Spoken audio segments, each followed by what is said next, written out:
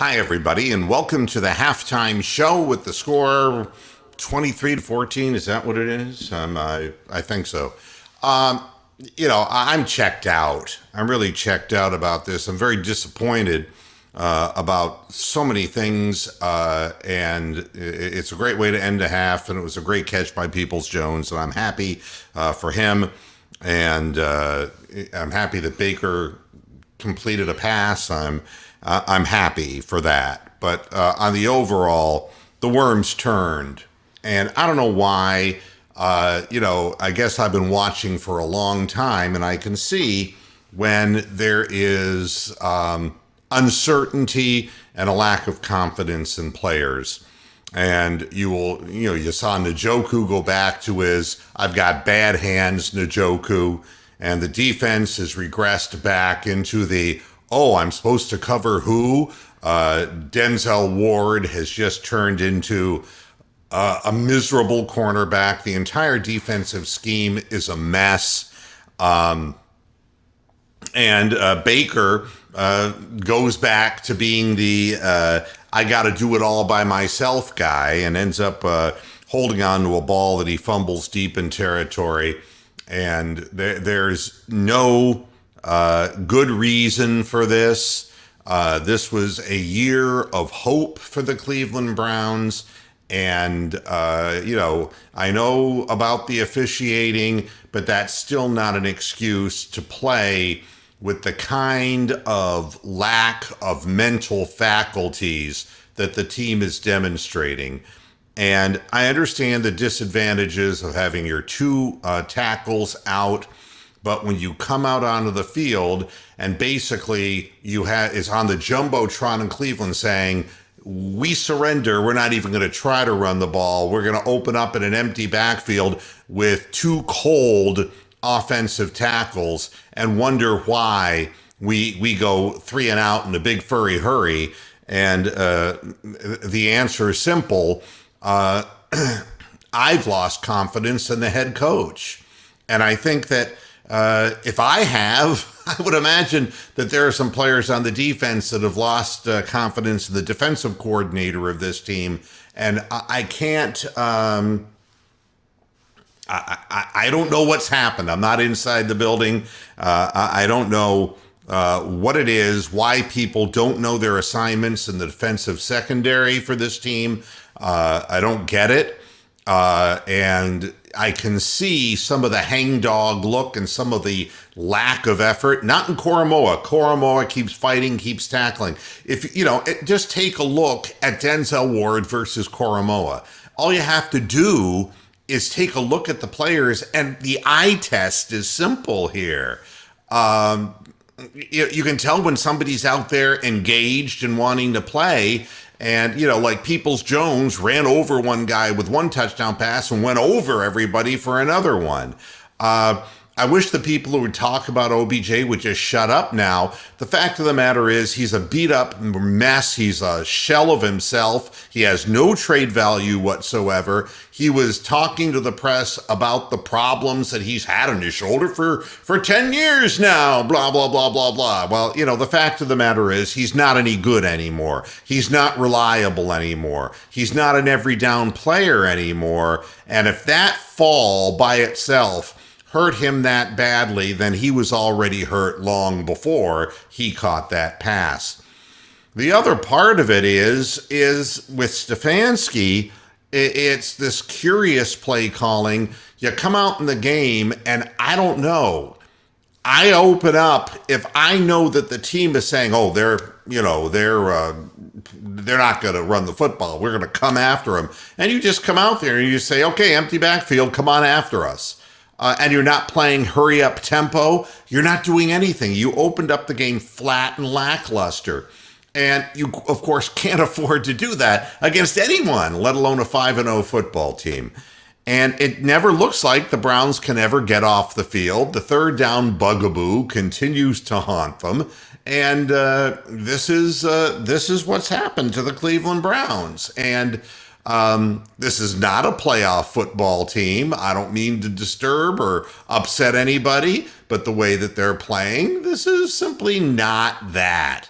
Now, you can make arguments and you can say, well, this will put us at 3-3 and we're still in it, but you're not in it here. Players just aren't in it here, and that becomes a major problem. And I'd like to explain to you what the league edict is as far as constantly screwing us on calls, but it has obviously won. In the end, you could see Baker shaking his head on the field, on the sidelines when the bad calls started. And then when he ends up getting sacked, he's trying to hold on to the ball too long. The frustration mounts, and there's a point where you just say, just mentally checked out. You can't do that. You're a professional athlete. And, this is going to, of course, raise more questions, more questions about Baker Mayfield. But I don't think there are, at this point, any real questions. We pretty well know what he is, and he isn't going to be able to carry a team. He doesn't see down the field particularly well. When plays get protracted, we never get the long pass that you would see that even Herbert got done the week before, or that Lamar Jackson makes, where they're kind of still behind the line of scrimmage and they're able to sight somebody. Baker Mayfield doesn't have that skill set. And I've already made up my mind and made up my decision, but it's too late. You're not going to do anything with him except play him. You got nothing behind him, and you have no future in front of you with him. What's the good of getting really good blocking up front if you can't find people when you're in the pocket? And that just seems to be a real problem. And again, no. The process of becoming better, Joe, is a process of eliminating your weakest tendencies. And that's part of growing. And when you're in your fourth year as a quarterback in the NFL, you shouldn't be doing that shit anymore, holding on to the ball and trying to make, something out of nothing. And what are you doing? You're standing there. I mean, how could you not think that somebody was coming up behind you? That's kind of a mistake that Justin Fields would make. All right. That's Deshaun Kaiser. That's not a guy who's going to lead you very far, and it's unfortunate. And I'm not, and people know here that I have supported Baker Mayfield, but that is one skill he does not have. He does not keep his head up and sight where the receivers are. Receivers never seem to be coming back to him. And he's not seeing anybody who's broken free from coverage. Very strange situation. The missed throw to Higgins, I don't even know who that Lurch from the Adams family couldn't have gotten that. Nor could a seagull may have gotten hit with it coming off the lake. But I don't know what in the hell that was. But that's what we see when he's under pressure. And I don't mean under pass pressure necessarily, just under emotional duress, the ball sails on him. And this time, like we talked about prior when it happened at a game that we won, when it was happening over and over, I said it's just a matter of time that somebody's going to be standing in the way of that and intercept the ball. And that's exactly what happened. And yeah, there's no question now that the Ravens are the best team in the AFC North, and it's not close. All right. We're not competitive with them. And, and the other part of the thing is that we're not a healthy football team.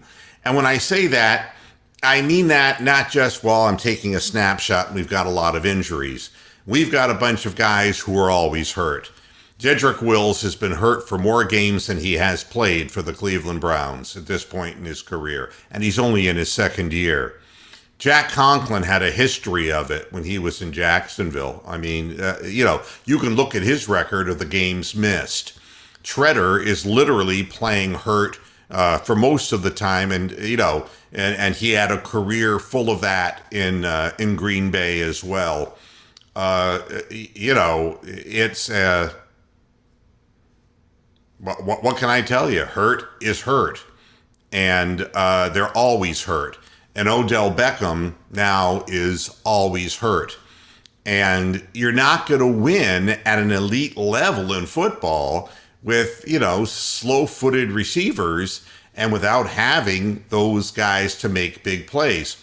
It also doesn't help when you just decide for whatever reason that you don't even need to play Dearness Johnson and you don't even need a second fresh running back in the game because you've decided, obviously, that you're not going to run the football anyway. So it's an unusual thing, and maybe I will eventually figure it out. But what I can tell you is the Cleveland Browns right now are a team in regression, and they're a team that is losing its confidence. And they're lucky to only be down 23-14, but the Cardinals, wrong bird, are going to get the ball in the beginning of the second half and go right down the field again because there'll be a busted coverage. The secondary just doesn't understand what they're supposed to do. The touchdown pass, again, Denzel Ward, I don't know. He's covering nobody. He's standing on an empty island of grass, and the ball just sails over his head. I don't understand, and they don't understand. And if they don't understand, and it's not just one guy, it's not being coached properly, there could be a whole series of explanations. My job is to overview this and tell y'all it ain't going to happen this year, folks. There's too many problems, too many injuries mounting, too many future injuries will happen. And too many Kevin Stefanski's, I made some bad calls and I got to get better. And unfortunately, we've seen this. So I'm nonplussed about the whole thing. I hope the Browns can manage to make a football game out of this. 12 minutes is up.